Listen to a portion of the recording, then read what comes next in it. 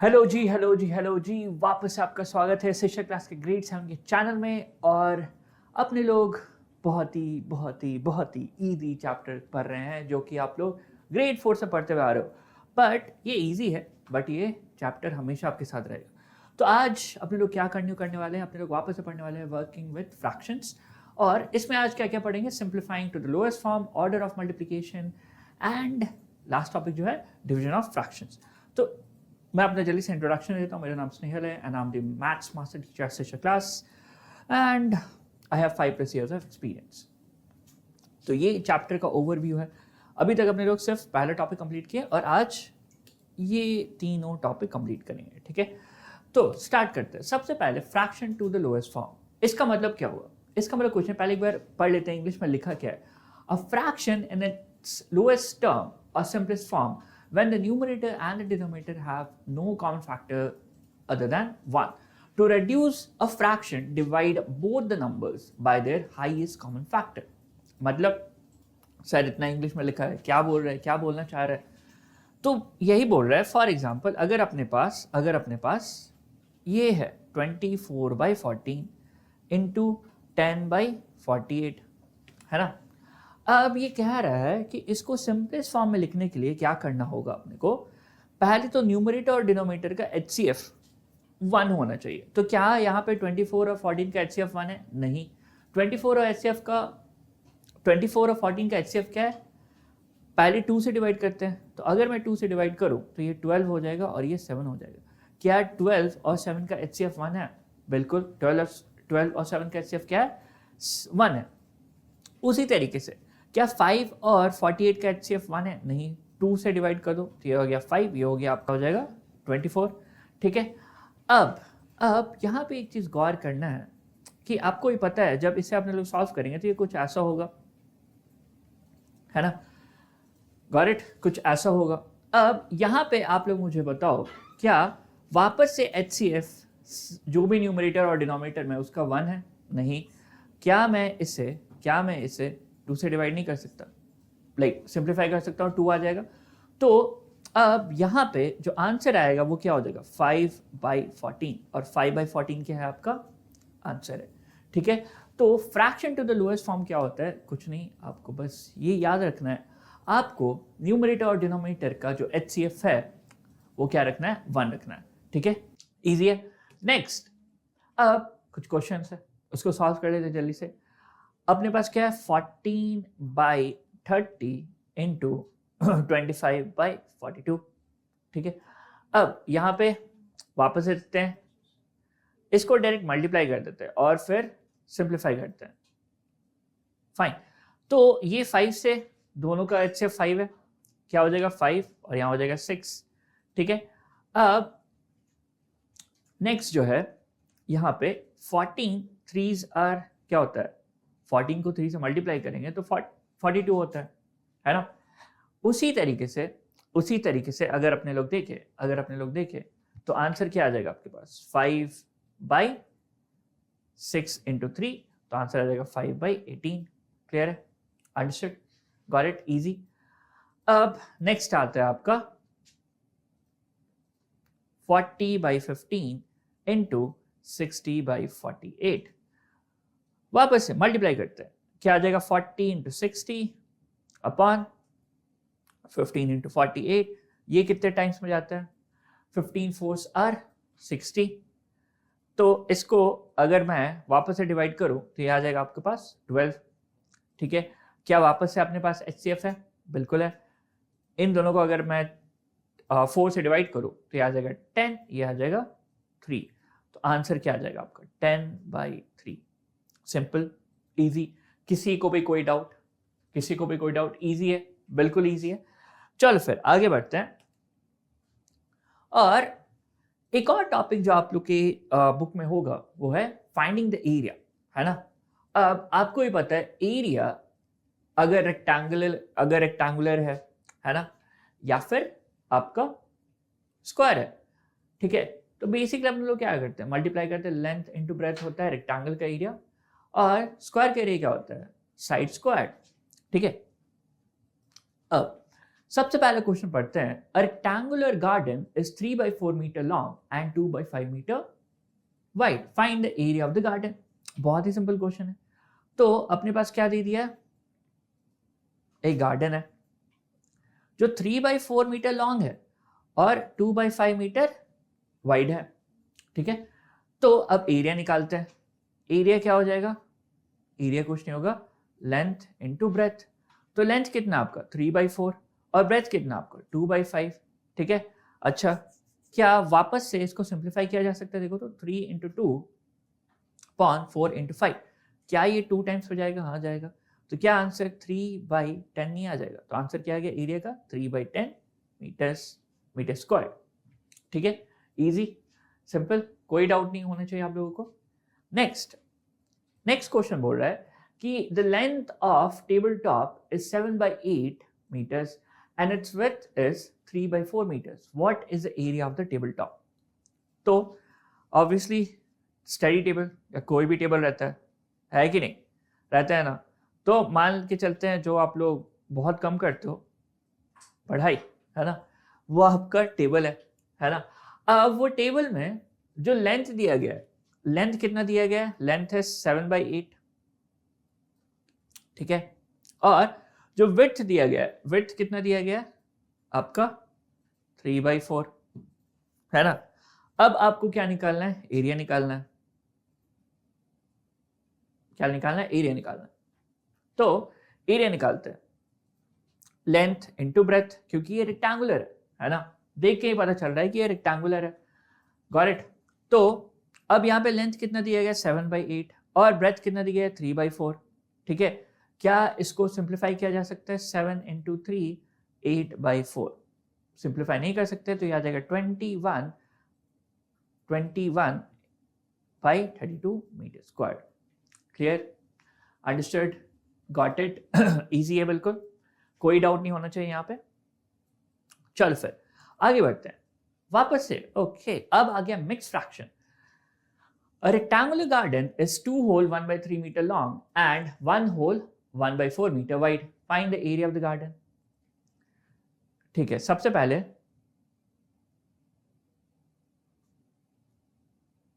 Diagram बना लेते हैं, ठीक है।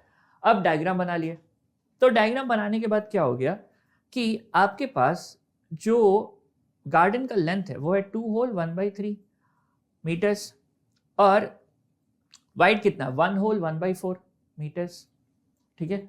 सबसे पहले इसको कन्वर्ट करो इम्प्रॉपर फ्रैक्शन में। तो 2 होल 1 by 3 क्या हो जाएगा 2 into 3 6, 6 plus 1 7 by 3 मीटर्स। और ये आपका है 1 होल 1 by 4 क्या हो जाएगा आपका 1 into 4 4 4 plus 1 5 5 by 4 मीटर्स आ गया। अब इससे आप एरिया निकालो, मल्टीप्लाई करो 7 by 3 इंटू 5 by 4। क्या ऐसे ही देख के पता चल रहा है? कोई सिंप्लीफाई नहीं हो सकता है ना। सभी का HCF क्या है 1 है। 7 into 5 क्या हो गया 35, 3 into 4 क्या हो गया 12, है ना। 3 into 4 क्या हो गया 12, तो ये हो जाएगा 35 by 12 मीटर स्क्वायर, ठीक है। गॉट इट, इजी सिंपल, ठीक है। Next question, the length of a table is 3 whole 2 by 5 meters and its width is 1 whole 1 by 2 meters. What is the area of the table? 3 whole 2 by 5। सबसे पहले इसको convert करो किसमें? Improper fraction में। तो convert करते हैं improper fraction में। 3 into 5 15, 15 plus 2 क्या हो गया 17, तो ये हो गया 17 by 5। Got it. अब यहाँ पे 1 whole 1 by 2 है, 1 whole 1 by 2 क्या हो जाएगा 1 into 2 2 2 plus 1 3 3 by 2 मीटर्स। अब कुछ नहीं करना, दोनों को मल्टीप्लाई करो 17 by 5 into 3 by 2, जो कि आपका आ जाएगा कितना, आपका आ जाएगा 17 3s are nothing but 51 by 10 metre square, ठीक है। क्लियर, इजी सिंपल, बहुत ही ज़्यादा सिंपल क्वेश्चन है, ठीक है, इस चैप्टर में। नेक्स्ट, अब मैं जब बच्चा था तो मेरे से एक अंकल ने एक सवाल पूछा, मेरे से और मेरे दोस्त से, ठीक है। तो उससे ये पूछ रहे थे कि 1 kg आयरन ज्यादा भारी होगा या फिर 1 kg कॉटन, ठीक है। तो मेरा दोस्त एकदम जोश में बोला कि 1 kg कॉटन हैवी होगा। अब आप लोग खुद बताओ कि कौन ज्यादा भारी होगा। ऑब्वियसली क्या ज्यादा भारी होगा? हाँ, क्या ज्यादा भारी होगा? जल्दी से कमेंट में लिखना क्या ज्यादा भारी होगा। एक बार पॉज करके सोचो, ठीक है, पॉज करो, ठीक है, बताओ क्या होना चाहिए। क्या दोनों 1 kg है? अगर दोनों 1 kg है तो दोनों सेम वेट का होगा ना, कोई ज्यादा भारी नहीं हो सकता, कोई ज्यादा हल्का नहीं होगा, दोनों सेम वेट का है। तो इसका मतलब क्या हो गया? ना आयरन भारी है ना कॉटन भारी है, दोनों सेम वेट का, ठीक है। तो ये चीज हमेशा याद रखना कि ऐसा कोई को आपसे क्वेश्चन पूछता है तो आपको पता रहना चाहिए, ठीक है। अब यहां पे पूछ रहा है which is heavier, 2/5 of 600 grams और 1/4 ऑफ 1 kg। अब यहां पे आप लोग खुद थोड़ा सा दिमाग लगाओ। पहले तो दोनों को क्या करो, ग्राम्स में कन्वर्ट कर दो। ये ग्राम्स में नहीं है तो इसको ग्राम्स में कर दो। 1 kg कितना ग्राम होता है? 1 kg इज 1000 ग्राम्स, ठीक है। तो 2/5 ऑफ 600 ग्राम, 2/5 इंटू ऑफ मतलब मल्टीप्लीकेशन ऑफ 600, या फिर 1/4 ऑफ 1000। चलो अगर मैं इसे डिवाइड करूं तो ये बेसिकली क्या हो गया? 1200/5 और ये हो गया 1000/5, 1000/4, है ना। तो अगर आप इसे डिवाइड करोगे तो ये कितना आ जाएगा? खुद बताओ मुझे। डिवाइड करो 1200 को 5 से, तो पहले तो 2 टाइम्स गया 10 आया, फिर यहाँ पे 24, ठीक है, और 240 मतलब क्या आ गया? 240 ग्राम्स, है ना। कितना आ गया आपका? 240 ग्राम्स, ओके। अब ये कितना आ जाएगा? 1000 डिवाइड बाई 4, डिवाइड करो 1000/4, 2 8 5 20, तो ये आ गया 250 ग्राम्स। ओ बहुत ज्यादा क्लोज था। तो obviously 1/4 of 1 kg will be greater. Why? It is 250 grams और वो क्या है? 200 grams. Now which is heavier, 3/10 of 500 या फिर 1/5 1 kg क्या है? 1000 ग्राम, ठीक है। तो ये क्या हो जाएगा? ये हो जाएगा ये कैंसिल, 3 इंटू 50 कितना हो जाएगा? 150 ग्राम्स। और ये कितना होगा? 200, तो 200 ग्राम्स। तो बेसिकली आपका आपका आपका आंसर क्या होना चाहिए? 1/5 ऑफ 1 kg। इजी, सिंपल, किसी को भी कोई डाउट? बहुत ही इजी चैप्टर है और क्वेश्चंस भी है, ठीक है। अच्छे, तो नेक्स्ट क्वेश्चन क्या बोल रहा है कि रिया plants 5 saplings in a straight line in a garden. The distance between 2 saplings is 2/3 meters. Find the distance between the first and the last sapling. तो सबसे पहले तो रिया क्या की? सैपलिंग, ओके, क्या की वो? सैपलिंग प्लांट की, ओके, सैपलिंग, और कितना? 5, 4 and 5, और हर 2 सैपलिंग के बीच में कितना है? 2/3, कितना है? 2/3, कितना है? 2/3, कितना है? 2/3, है ना, इतना डिस्टेंस है। अब यहां पे आप लोग ज्यादा दिमाग नहीं लगाना, ऐसा मत कर देना 2/3 इंटू 5, नहीं, आंसर गलत है। देखो कितने बार 2/3 आया? 4 टाइम्स आया क्या? तो आंसर क्या आएगा? 4 इंटू 2/3, जो कि हो जाएगा 8/3, जो कि आंसर हो जाएगा आपका 2, क्या होता है? QRD, D is 3 and remainder would be 2. So 2 whole 2/3 meters, ये हो जाएगा डिस्टेंस। क्लियर है? अंडरस्टूड? Got it? इजी है क्वेश्चन। मैं वापस समझा देता हूँ। आप पहले रिया ने क्या किया? 5 सैपलिंग प्लांट किया। अब सबके बीच में डिस्टेंस क्या है? 2/3, 2/3, 2/3, 2/3, है ना। तो रिपीटेड एडिशन हो रहा है, जो कि नहीं क्या है? मल्टीप्लीकेशन है। तो 4 इंटू 2/3, तो अपने पास क्या गया? 8/3। अपने पास क्या है? 8/3, डिवाइड करो, तो ये कितना आ गया? 2 टाइम्स, 2 से डिवाइड किए 6 आ गया, और रिमाइंडर क्या है? 2। तो क्या फॉर्मूला है? QRD। Q क्या है आपका? Q है 2, रिमाइंडर क्या है आपका? 2, और क्वेश्चन 3। क्लियर है? QRD, simple. So 2 whole 2/3 is the answer, ठीक है। Okay, next a school arranges 6 desks in a row, ठीक है, the distance between 2 desks is 4/5 metres, find the distance between the first and the last desk. बहुत ही simple question. आपके पास क्या है, school में कितना डेस्क है, 6, ठीक है, तो ये हो गया आपका 6 डेस्क। अब सबके बीच में डिस्टेंस कितना है, 4/5, कितना है 4/5, 4/5, 4/5 एंड 4/5, ठीक है। अब यहां पे खुद देखो, वापस से 6 से मल्टीप्लाई नहीं करना है, 4/5 इंटू 5 है ना, तो जैसे आप मल्टीप्लाई करो 5 से 5 cancel, 4 metres would be the answer. Clear है, अंडरस्टूड, गॉट इट, क्योंकि फर्स्ट यहां है और लास्ट यहां पे है, ठीक है, लास्ट कहां पे, यहां पे, तो 4/5, 4/5, 4/5 एंड 4/5 क्या हो जाएगा आपका, ये हो जाएगा 4 मीटर्स। Clear, okay. अब एक बहुत ही ज्यादा इंपॉर्टेंट नोट जो आपको याद रखना है कि व्हेन वी मल्टीप्लाई नंबर्स, ठीक है, if one number is between 0 and 1, the product becomes 0.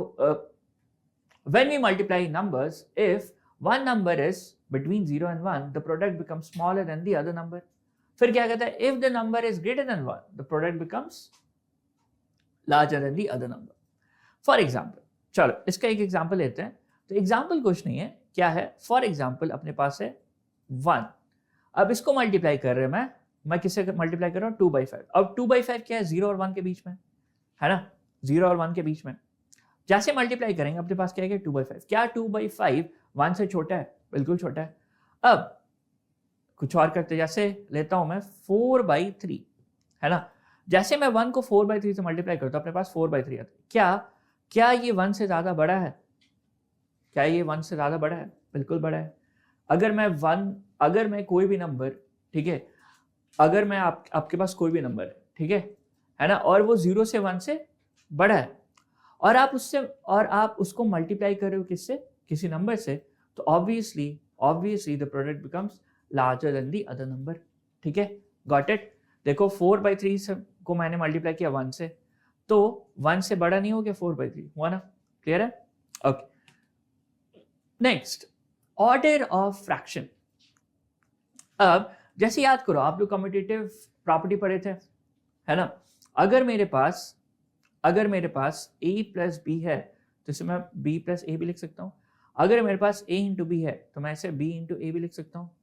Product क्या होता है, सेम होता है। उसी तरीके से अगर अपने पास a बाई b है ना, क्या है a बाई b, इसको मल्टीप्लाई करो मैं c बाई d से, तो अगर मैं c by d into a by b भी करूँ तो आंसर सेम आएगा। चलो ट्राई करते हैं, 2/7 इंटू 8/9, और इसको मैं 8/9 इंटू 2/7 लिखता हूँ। चलो मल्टीप्लाई करो, 2 इंटू 8 क्या हो गया 16, 7 इंटू 9 कितना हो गया 63, वापस से 8 इंटू 2 क्या हो गया 16, 9 इंटू 7 क्या हो गया 63। तो क्या ये दोनों सेम है, बिल्कुल सेम है। तो order doesn't matter when we are multiplying in the fraction, ठीक है। अब रेसिप्रोकल क्या होता है, आप लोग बहुत बार पढ़े होंगे रेसिप्रोकल ऑफ अ फ्रैक्शन क्या होता है, न्यूमरेटर चला जाएगा कहाँ, डिनोमिनेटर में, और डिनोमिनेटर कहाँ चलेगा, न्यूमरेटर में। तो अगर आप यहाँ देखो तो ये क्या हो गया b/a, तो ये हो जाएगा आपका रेसिप्रोकल। तो this is reciprocal of b/a। What is this, this is reciprocal of b/a, ठीक है, ओके। जल्दी से सारे क्वेश्चन सॉल्व करते हैं। फाइंड द रेसिप्रोकल ऑफ 3/5, 3/5 है, इसको ऊपर भेजो, इसको नीचे लाओ, क्या हो गया 5/3। फाइंड द रेसिप्रोकल ऑफ 7/9, क्या करना है, इसको ऊपर इसको नीचे, क्या हो गया 9/7। इसका 11/4, इसको ऊपर इसको नीचे 4/11। ये है 2 होल 1/3। तो सबसे पहले तो इसको क्या करना है, इसको इम्प्रॉपर फ्रैक्शन में लिखो, 2 होल 1/3 मतलब 3 इंटू 2 6, 6 + 1 7, 7/3। अब इसका रेसिप्रोकल निकालो, क्या हो जाएगा 3/7। रेसिप्रोकल ऑफ 5 को कैसे लिख सकते हैं, क्या मैं 5 को 5/1 लिख सकता हूँ, बिल्कुल। तो क्या हो जाएगा 1/5, दैट्स इट, क्लियर है, ओके। नेक्स्ट आता है डिवीजन ऑफ फ्रैक्शंस, ठीक है, डिवीजन ऑफ फ्रैक्शन। अब याद करो, अगर मेरे पास 1/2 डिवाइडेड बाई 4/3 है, तो यहां पे अपने लोग क्या यूज करेंगे, रेसिप्रोकल का कॉन्सेप्ट। डिवीजन के बाद जो भी जो भी टर्म है, जो भी चीज है, उसका क्या लेता है? Reciprocal. For example A by B divide by C by D. अब देखो क्या मैंने किया यहाँ पे, रेसिप्रोकल मैंने लिया डी बाई सी। अब क्या करना आपको, इससे मल्टीप्लाई, इससे मल्टीप्लाई, तो आंसर क्या आ गया? A into D plus sorry A into D upon B into C. That's it. ठीक है, इजी है। चलो फिर जल्दी से सॉल्व करते हैं। अपने पास क्या है? 3/4 डिवाइडेड बाई 2/5 क्या हो जाएगा? 3/4 इंटू 5/2। उसी तरीके से इसको कहते हैं 5/6 डिवाइडेड बाई 3/7, तो क्या हो जाएगा? 5/6 इंटू 7/3। ठीक है, उसी तरीके से ऐसे करो 7/9 इंटू सॉरी डिवाइड बाई 4/11, ये क्या हो जाएगा? 7/9 इंटू 11/4। ये आपका 2/3 डिवाइड बाई 5/8, ये क्या हो जाएगा? 2/3 इंटू 8/5। ये आपका 6/5 डिवाइड बाई 3/10, क्या हो जाएगा आपका? 6/5 इंटू 10/3। क्लियर है? अब आप यहाँ पे डायरेक्ट मल्टीप्लाई करके देख सकते हो, ये क्या हो जाएगा? 15/8, ये हो जाएगा 5 इंटू 7 35, 35/18, ये हो जाएगा आपका 77/36, ये हो जाएगा 16/15, ये हो जाएगा ओके वी कैन सिंप्लीफाई, तो हो जाएगा 12/3, जिसको और भी अपने सिंप्लीफाई कर सकते हैं, ये हो जाएगा आपका 4। ठीक है, क्लियर, इजी, सिंपल। अब ये सारे क्वेश्चंस आपको एज अ होमवर्क करना है। ठीक है, कुछ नहीं करना है इसमें आपको, बेसिकली क्या करना है आपको, यहाँ पे मिक्स फ्रैक्शन है। मिक्स फ्रैक्शन क्या होगा? 2 होल 1/3 है, तो क्या आप इसको इम्प्रॉपर फ्रैक्शन लिख सकते हो? ये क्या हो जाएगा? 7/3 डिवाइडेड बाई 4/5, जो कि हो जाएगा 7/3 इंटू 5/4, हो जाएगा आपका 35/12। क्लियर? उसी तरीके से आप बाकी सारे भी सॉल्व कर सकते हो। Next, find the value of 2/3 divided by 5/3। अब इसमें आपको ये देखना है 2/3 डिवाइडेड बाई, मतलब 2/3 को क्या डिवाइड कर रहा है? 5/3, है ना? तो आंसर क्या हो जाएगा? 2/3 इंटू 3/5, रेसिप्रोकल लेना होगा, तो 3 से 3 कैंसिल, आंसर आ जाएगा 2/5।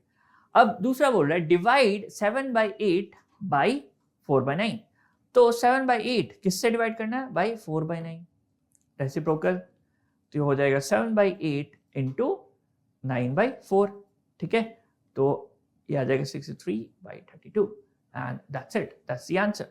ठीक है, so that's it from my end everyone, thank you so much and you will be amazed to use the Shiksha class app. इसमें बहुत सारे गेम्स भी अपने लोग ऐड कर चुके हैं। For example how you can perform well, how you can memorise the things, और बहुत ही मतलब अलग अलग तरीके के interactive games. And apart from that, we also have one section called as Ask Me Anything, जहाँ पे आप लोग डाउट पूछ सकते हो। ठीक है, and you can get it resolved within 5 minutes. ठीक है, now if you like the session, do like, share and subscribe. That's it. Thank you so much. Bye bye and have a great life ahead.